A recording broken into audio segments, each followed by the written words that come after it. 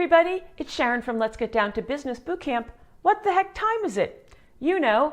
Well, today we're actually going to do a twofer.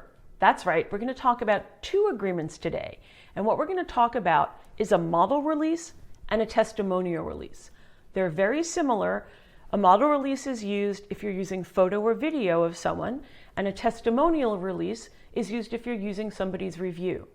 Now, if you look on any websites these days, particularly websites of photographers or of venues or of people who sell products, they're going to have testimonials or examples of their work. It might be a portfolio of people they've taken pictures of, or photos at a wedding venue where you have lots of people in the image, maybe the married couple, the bride and groom, and you want to be able to use their photo.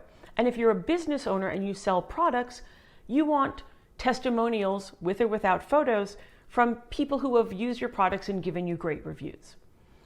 Well, you really shouldn't just use someone's picture or their words without their permission, because those are protected rights of the person who gave them, of the person who wrote the testimonial, of the person who is in the photo.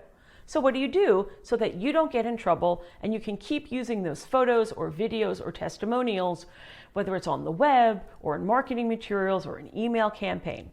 You need a release where the person who's the subject of the picture or who wrote the release gives you their permission in a way that covers all the uses that you might need now or later.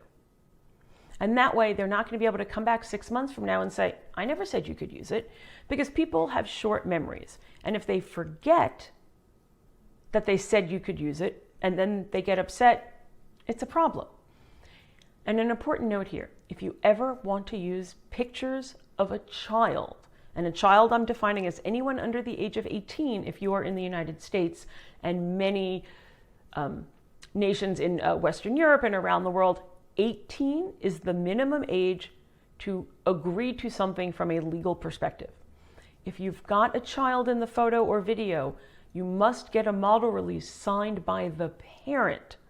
Because think about it, if you've got kids or you've got friends who've got kids, how would you or those kids' parents feel if all of a sudden their photos showed up on the website and the parent never knew and never agreed?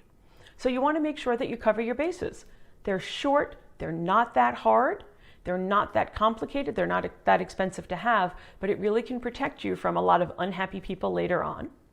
So I hope you've learned a little bit of something about model releases and testimonial releases, and I'll see you next time for another episode of What the Heck?